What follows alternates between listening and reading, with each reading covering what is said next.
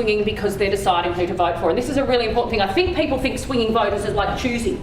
They don't give a shit. They are the most disengaged bunch of voters you will ever meet. And it's not because they're bad. It's just they're really busy and they've got a million other things happening in their lives and they've got very little trust in politics to change things, to make things better.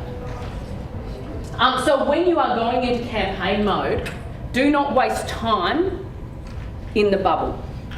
And that's tricky. You've often spent a year sort of building up your bubble, getting your volunteers, getting everyone on board. But when you're going into campaign mode, you need to stop thinking like that. You need to stop talking like you talk to people inside the bubble. You need to stop looking for approval from people inside the bubble. You know, people put things up on Facebook and they're like, it's got all these likes. It's like they're from people who are already on side. That's a waste of our time. So you've got to be sharp and only play in the margin that matters. And which means the majority of resources should be going towards persuadables. So how do you make those persuadables pay attention? A great ad man, David Ogilvy, once said, people don't read ads, they read what interests them, and sometimes that happens to be an ad. People see 5,000 ads a day on top of their social media feeds. Anything you put out there, you are competing against porn and lolcats. Okay? So you can say everything you want in a piece of communication, but if you haven't got people's attention, you're wasting your time and you're wasting your money. And the way to get people's attention is with creativity. Facts are not persuasive. If facts were persuasive, we wouldn't be having a climate change debate. If you can, and I see political ads all the time, fact is the fucking stop that shit. If you can make people feel something, you can make them do something. And creativity is at the heart of that. This is a spot we did for a campaign we come up with called No One Deserves to Serve. And the reality was that 95% of, was it 95? 85% of retail workers are abused at work. Now that is a fact. But it's like, how do you bring that to life? How do you make people care about that? 1,000 years, 1,000 suns, 1,000 lives before I die, 1,000 ways, 1,000 things to look into your life.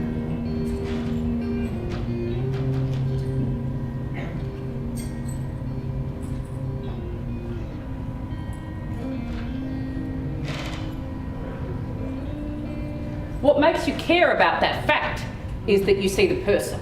It's the emotion that does it, not the statistic. Creativity allows you to communicate to people in a way that makes them interested in you and what you have to say. And it sounds counterintuitive, but the best way to be creative is actually by writing yourself a really tight brief at the beginning. It actually helps you clarify your thinking. And always start with the why. Sometimes we get out there and we say, we are doing this. Start with why we are doing it. The why always has to come before the what, because that's the bit that's important to the people, why you're doing it, not what you're doing. Who is my target audience? You will have different target audiences in any campaign, and if you are talking to them all in the same way, you're going to fail, because different people are motivated by different insights. For example, in Victoria in the 1990s, there used to be these amazing road traffic ads where young guys hopped in a car and died. And all the creatives wanted to work on these ads because you could win all these awards. But what they realised was it didn't work for the target audience, because young men were uniquely unafraid of death, because they literally think, it's not going to happen to me. Do an ad that says they've got a small penis if they speed, and all of a sudden they're like, oh, no! And they're paying attention. So it's about working out what the insight is that connects with your target audience. And again, it's not about the party, it's not about the candidate, it is always about the needs of the voter. People make purchases to answer a need. Choosing to vote for a political party, choosing to support a campaign is a purchasing decision. Think about why they should believe me. Write down 3 reasons why. Now, you don't have to put that in your piece of comms, but it actually helps you start to think about things, and say it in 15 words or less. What do I want them to feel about this? This is really important because it then dictates the tone that you communicate things with. So if you want them to be scared, then the language and the visuals you use will help that. If you want them to feel reassured, then the language and the visuals will help. So write down what you want them to feel. What do you want them to do about this? Like, have an ask in it. Is it a vote? Is it to sign a petition? Is it to share something? Is it to give money? And where can they best be reached? Be realistic. You can't be everywhere at once. How will you measure your campaign? Every time you do something, actually have a measurement goal at the end of it. You know, if we are running this campaign, these are the things I want from it. All good creative campaigns have an idea in them. It's a hook that grabs people's attention. It unifies your messages.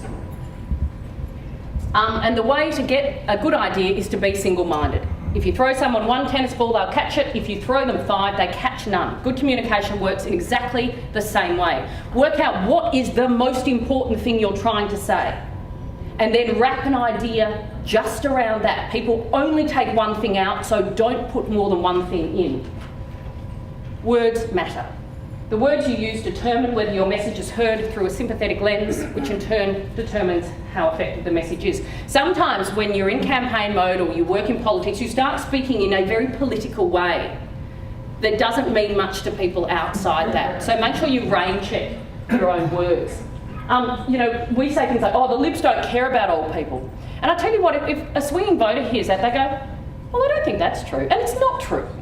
We can say, oh, well, they don't understand what it's like to be old and have no money. They can't empathise with that situation. You can say those sort of things, but don't say these blanket phrases like, you know, the Libs are evil, because people don't buy it, and it makes your message feel so partisan that it actually puts off swinging voters. Good campaigns work by amplifying existing truths. Gold is a terrible word. When you're coming up with your strap lines and your slogans, think about stuff that stands out, that again is creative and interesting. You know, keep the bastards honest is a great line. Too often with election campaigns and candidates and slogans, they're so boring. Standing up for my community. Fuck me. Yes, we can. It is inclusive, it is positive, it is memorable. This is the sort of shit that we come up with. Don't do that. No, choose real change, a stronger Australia.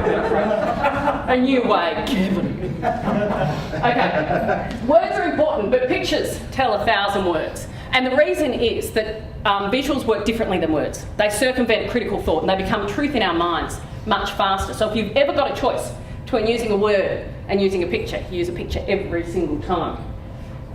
This is an ad we did for the last Queensland campaign.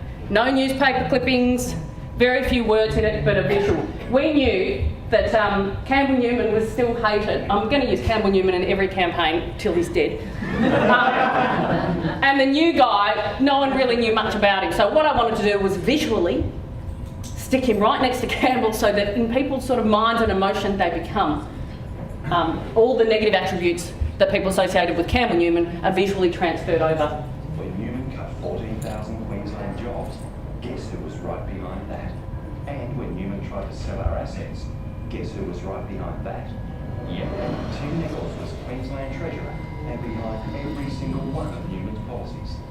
Don't put the man behind every bad LNP decision in charge of Queensland. Didn't he do enough damage last time?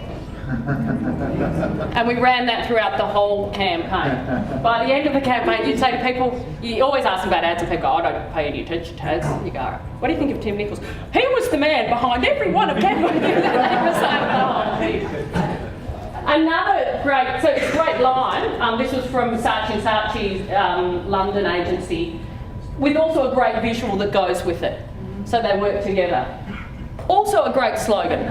Could stand for lunatic now. Show the problem. Once you show the problem, the solution becomes easier to sell. Sometimes we want to tell people what we're going to do. We have to tell people, again, back to the why we're doing it. There is a problem here, and sometimes the beginning bit of a campaign might be telling people how big the problem is before you come up with the solution. So in Queensland in 2015, asset sales were sitting at number 5 in terms of issue importance. And we knew the only way we could win the campaign was to get it up to number 1. So the first part of the campaign was actually highlighting the problem of selling assets. And once it became big in people's minds, then we could, oh, well, and we're going to stop the sell-off. So showing the problem is sometimes an essential part of any campaign. Loss beats gain. I get all the time, oh Dee, why do you do negative ads? I hate negative ads because they work.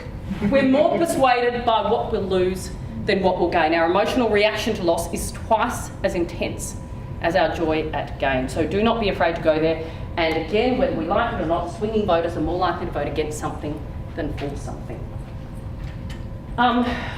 We're wired to have a bias towards negativity. I guarantee if you get your phone out in the morning, you check your news sites, you click on the bad stuff first. We just do. Negative ads get people's attention more easily. Badness is sticky. People weigh negative information much more heavily than positive information. We store bad information or experiences quicker. It's the old management axiom, you give one piece of criticism for every 5 compliments.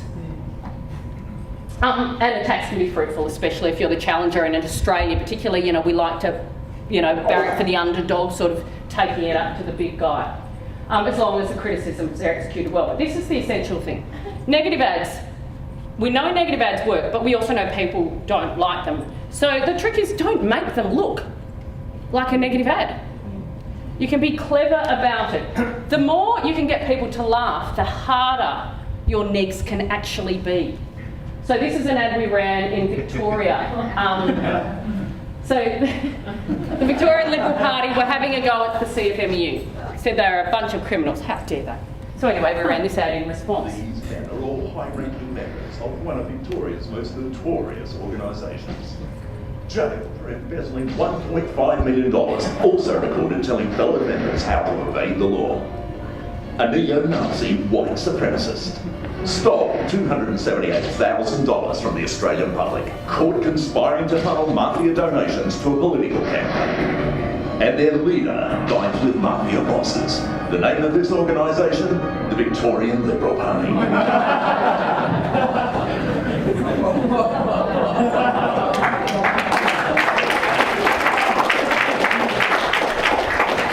Never ran on TV, got 500,000 views online. If you are clever and you are creative, you don't even need a big media buy because people will share it, but they won't share boring, worthy stuff. They'll share the funny stuff. But obviously that ad cost a bit to make because we actually had to hire people who were kind of the same height and weight and whatever as the Liberals and then Photoshop their heads off. And we did get the jacket made and we gave it to the CFMU and they love it.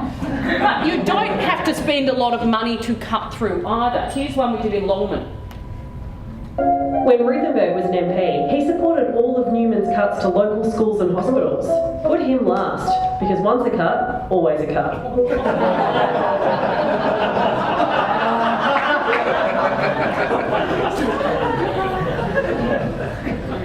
So how do you sort of get things to the point where you are coming up with really good creative ideas? So I'm going to go through the creative process a little bit. Firstly, creativity by committee doesn't work. If you sit in a room with a whole group of you and you all agree that something's a good idea, it's probably not. It's probably really boring because creative ideas make people a bit nervous. Like, that's one. And even the CFMU, they're like, oh, I don't know. And it's like, it'll be fine. So creativity by committee doesn't work. If you give, everyone gets a really tight brief, then maybe go off in groups of 2 to bounce ideas off, but don't do it as a group of anything more than 4 or 5. Creativity requires bravery, that's a given. That there's no such thing as a bad idea is bullshit. There's plenty of them. Incubation is essential. If you try to answer a brief immediately, you will come up with really logical answers because that's the way our brain works. The most creative answers to a brief, though, are lateral. And the only way you think laterally is if you write a tight brief and let it sit in your head for at least a couple of days. And what happens is you'll be out and about and you'll see something or you'll hear something and it'll spark off a bit of just an idea, a germ of an idea that'll come from somewhere. So where possible, give yourselves or your staff enough time to incubate. Be prepared to kill your baby. Now this is a tricky one because sometimes you come up with an idea and you love it. You really love it. And it's funny and it's clever, but if it doesn't answer your brief, it's wrong. If it's not going to talk to the target audience you need to speak to, it's wrong. So put it away. There'll be time for it later. And make failure okay. This is...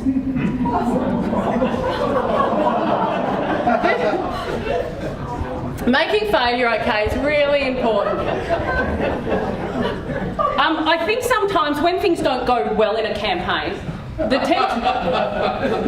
temptation is to draw a line in the sand and just think, okay, that didn't work, let's move on. But the reality is you'll learn far more from your failures than you do from your successes. And it's really important that your staff and the people around you know that it is okay to fail, because the only way they're going to be brave and they're going to be creative is to know that sometimes it's not going to work and you've got to give it a shot anyway, and they're only going to feel that that's okay if you're letting them know that that is okay. Yeah. Board art director. TV still matters, but only just. Each election it drops down and it drops down, it drops down, and if you're talking to the under 25s, you just wouldn't be putting it on TV. But there are things like connected and catch-up TV where you a different way of buying it, where you know you absolutely can get your target markets. So the good thing with that though is again you don't need a massive media budget. If you're online and you're doing really great content that people are sharing, it's actually a really good thing. But you have to obviously be online. Don't spray and pay. Choose only the most relevant platforms. That's pretty basic. 6 out of 10 people are on Facebook, 1 in 2 is YouTube, 1 in 3 is Instagram, 1 in 5 is on Twitter.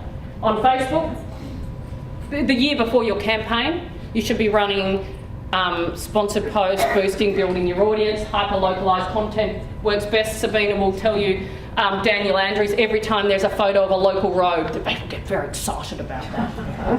Page like ads are a great way to build. Posts below 250 characters get 60% more engagement. Don't write long, boring, worthy shit. No one wants to read it. A photo gives you 120% more engagement. If you ask a question, you get 200% more engagement on a Facebook post, but then you actually need you need to resource it so people can answer as well.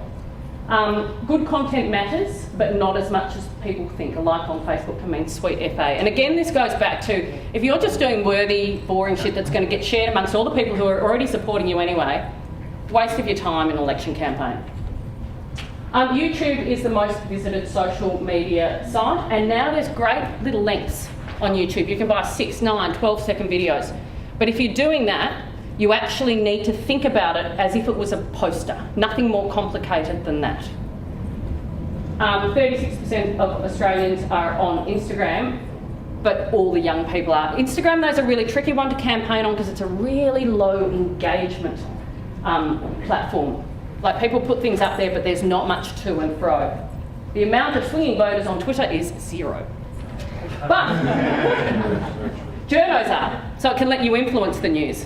And sometimes if you've got a political candidate and they're being annoying, just say, oh, tweet some stuff. None of the swinging voters are going to know. Online is great for refining messages and testing content. If you're not sure about something, do it both ways and keep an eye on which one performs better.